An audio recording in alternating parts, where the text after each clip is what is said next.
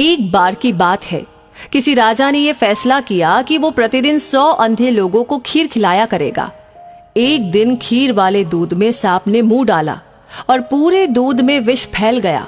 जहरीली खीर को खाकर 100 के 100 अंधे व्यक्ति मर गए। राजा बहुत ही परेशान हुआ कि मुझे 100 आदमियों की हत्या का पाप लगेगा।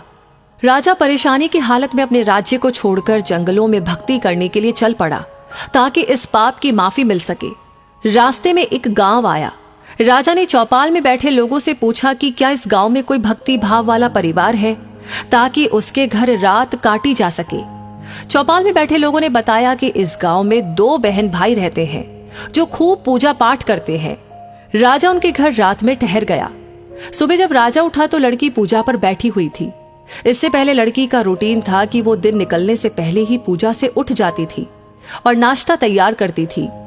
लेकिन उस दिन वो लड़की बहुत देर तक पूजा पर बैठी रही। जब लड़की उठी तो उसके भाई ने कहा कि बहन, तू इतनी देर से उठी है? अपने घर मुसाफिर आया हुआ है, उसे नाश्ता करके दूर जाना है। लड़की ने जवाब दिया कि भैया, ऊपर एक मामला उलझा हुआ था। धर्मराज को किसी उलझन भरी स्थिति पर कोई फैसला लेना था और मैं वो फैसला सुनने के लिए रुक गई थी, इसीलिए देर तक ध्यान करती रही। तो उसके भाई ने पूछा कि ऐसी क्या बात थी? तो लड़की ने बताया कि फला राज्य का राजा अंधे व्यक्तियों को खीर खिलाया करता था, लेकिन दूध में सांप के विष डालने से 100 अंधे व्यक्ति मर गए। अब धर्मराज को समझ नहीं आ रहा कि अंधे व्यक्तियों की मौत का पाप राजा को लगे, सांप को लगे या दूध बिना ढके छोड़ने वाले रसोइये को लगे। राजा भी सुन रहा था। राजा को अपने से संबंधित बात सुनकर दिलचस्पी हो गई और उसने लड़की से पूछा कि फिर क्या फैसला हुआ। लड़की ने बताया कि अभी तक कोई फैसला नहीं हो पाया था। तो राजा ने पूछा कि क्या मैं आपके घर एक रात के लिए और रुक सकता हूँ? दोनों बहन भाइयों ने खुशी से उसको हाँ कर दी। राजा अगले दिन के लिए रुक गया, लेकिन चौपाल में बैठे लोग दिन भर यही चर्चा करते रहे कि कल जो व्यक्ति हमारे गांव में एक रात रुकने के लिए आया था और कोई भक्ति भाव वाला घर पूछ रहा था, उसकी भक्ति का नाटक तो सामने आ ही गया है।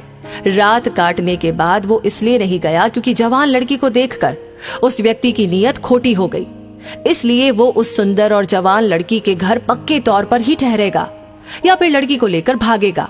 दिन भर चौपाल में उस राजा की निंदा होती रही। अगली सुबह लड़की फिर ध्यान पर बैठी और रूटीन के टाइम अनुसार उठ गई। तो राजा ने पूछा, बेटी, अंधे व्यक्तियों की हत्या का पाप किसको लगा? तो लड़की ने बताया कि वो पाप तो हमारे गांव के चौपाल में बैठने वाले लोग बांट कर ले गए। तो निंदा करना कितना घाटे का सौदा है। निंदक हमेशा दूसरों के पाप अपने सर पर ढोता रहता है और दूसरों द्वारा किए गए उन पाप कर्मों के फल को भी भोगता है। अतः हमें सदैव